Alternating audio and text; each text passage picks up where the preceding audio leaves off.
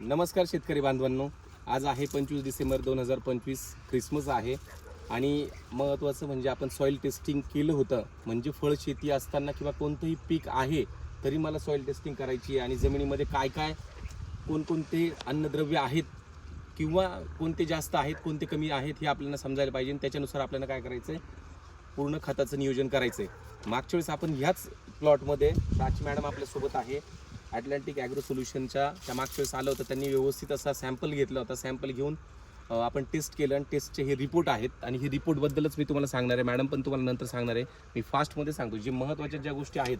म्हणजे सध्या pH हा जास्त आलेला दिसतोय, बरोबर. त्याच्यानंतर बाकी NPK सगळे व्यवस्थित आहे, पण फॉस्फरस कमी दिसतो इथे, बरोबर. म्हणजे फॉस्फरसची लेवल कमी आणि फॉस्फरसची लेवल कमी कशी आहे हे आयडेंटिफाय कसं करायचं.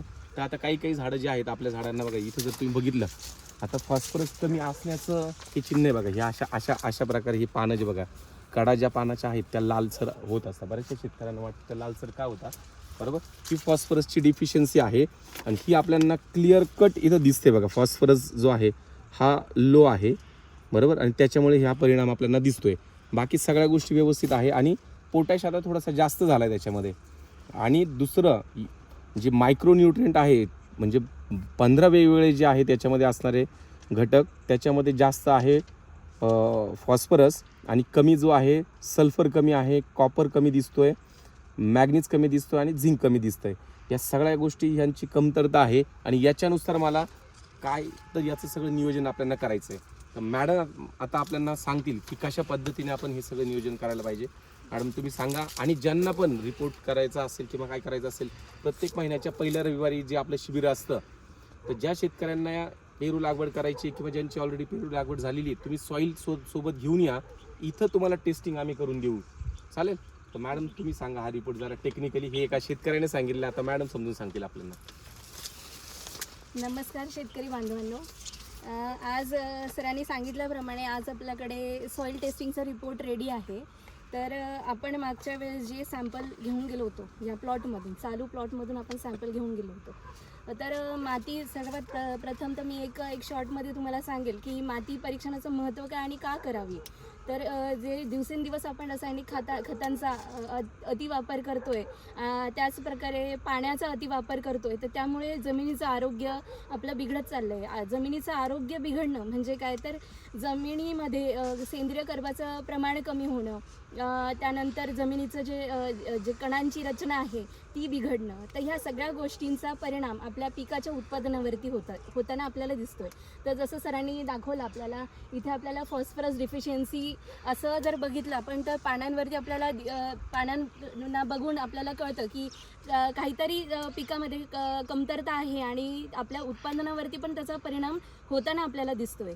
तर अशासाठी आपण सर्वप्रथम मातीचं जर परीक्षण करून घेतलं तर त्यानुसार आपल्याला खताची शिफारस करता येते आणि त्यानुसारच जर आपण खतांचं व्यवस्थापन जर केलं तर आपल्या खतांच्या खर्चामध्ये देखील आपल्याला बरीचशी बचत करता येते आणि आपली जमीनसुद्धा सुधारित आणि व्यवस्थित राहते. तर ज्याप्रमाणे आपण सॉईल टेस्टिंगचा रिपोर्ट करून घेतलेला आहे, सॉईल ॲनालिसिस रिपोर्ट आपल्या हातामध्ये आहे, तर आपण तो एकदा बघूया. तर जो pH आलेला आहे तो pH साधारण अल्कलाईन आहे, म्हणजे आम्लधर्मी आहे. म्हणजे जो आपल्याला 6.5 ते 7.5च्या दरम्यान pH आवश्यक असतो पिकांच्या वाढीसाठी, तर तो आपला 7.85 असा आपला pH आलेला आहे. तर याचा अर्थ की आपली जी जमीन आहे ती आम्लधर्मी आहे, म्हणजे काय, अल्कलाईन आहे. तर अशा जमिनीमध्ये किंवा जर त्याचं 6.5च्या खाली जरी pH आला तर आपण त्याला म्हणू शकतो की ॲसिडिक जमीन आहे. तर ॲसिडिक किंवा अल्कलाईन जमिनीमध्ये जे आपल्या अन्नद्रव्यांची जो अपटेक आहे तो व्यवस्थित पद्धतीने होत नाही. म्हणून आपला pH जो आहे तो साधारण 6.5 ते 7.5 मध्ये असणं गरजेचे असते. तर साधारण आपला pH 7.85 आलेला आहे, म्हणजे आम्लधर्मी आहे, म्हणजे अल्कलाईन आहे. तर ह्यासाठी आपण जर जास्तीत जास्त जर हिरवळीचे खतं आहे किंवा सेंद्रिय खतं, कंपोस्ट खत, शेणखत म्हणा, कुजलेलं शेणखत, चालू पिकामध्ये पण देखील आपण ते शेणखताचा वापर करू शकतो. तर ह्यामुळे जे सेंद्रिय खताचा वापर केल्यामुळे जे सूक्ष्म अन्नद्रव्यांची सूक्ष्म जीवांची संख्या वाढून ते सूक्ष्म जीव जे आहे ते एक प्रकारे ॲसिडिक द्रव्य बाहेर काढतात आणि आपोआपच जमिनीचा pH हा कमी होतो. अशा पद्धतीने आपण जर सेंद्रिय खतांचा जास्तीत जास्त जर वापर केला तर आपोआपच आपल्याला pH कमी करता येतो. तर पुढे आपण जर बघितलं तर आपला जो EC आहे, EC म्हणजेच क्षारता. तर जमिनीमध्ये क्षारांचं प्रमाण हे किती आहे हे आपल्याला ह्याच्यावरून कळतं.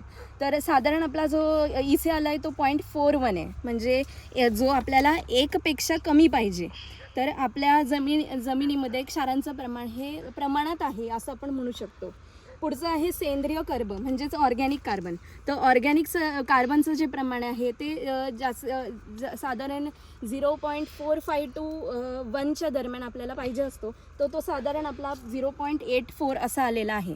तर इथे आपण बघू असं समजू शकतो की सेंद्रिय कर्बाचं प्रमाण प्रमाणित आहे, म्हणजे व्यवस्थित आहे. तर जर सेंद्रिय कर्बाचं प्रमाण आपलं कमी आलं तर जास्तीत जास्त आपण सेंद्रिय खतांचा वापर करून सेंद्रिय कर्ब आपण वाढवू शकतो. त्याचप्रमाणे पुढचा जो पॉईंट आहे आपला कॅल्शियम कार्बोनेट म्हणजेच चुनखडी. तर चुनखडीचं प्रमाण आपला जे आवश्यक असतं ते म्हणजे 5 ते 10च्या दरम्यान.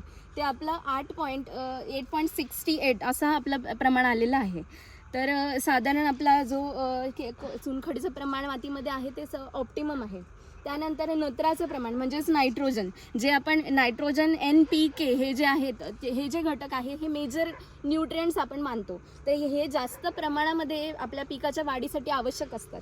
तर नायट्रोजनचं प्रमाण जे आहे ते 402.44 असं आलेलं आहे kg/हेक्टर. तर हे पण साधारण आपलं सफिशियंट आहे. त्यानंतर फॉस्फरस जे आहे ते आपलं कमी आहे. सरांनी आत्ता तुम्हाला पानं दाखवली, तर ह्या पानांवरती आपल्याला कमतरता दिसते आहे, डेफिशियन्सी आपल्याला बघायला मिळते.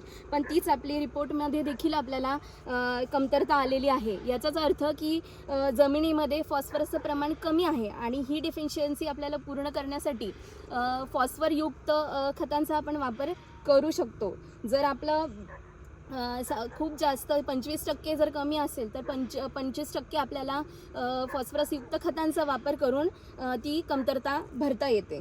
त्यानंतर पालाश हा पण एक मेजर न्यूट्रिएंट आहे. पालाश म्हणजेच पोटॅशियम हा आपला हाय आलेला आहे, म्हणजेच आपल्या जमिनीमध्ये पोटॅशची जी अन्नद्रव्य आहे ते पुरेसं आहे. त्यानंतर सोडियम आणि क्लोरीन सारखे जे क्षार आहे जे प्रमाण आहे ते पण आपलं ऑप्टिमम आलेलं आहे.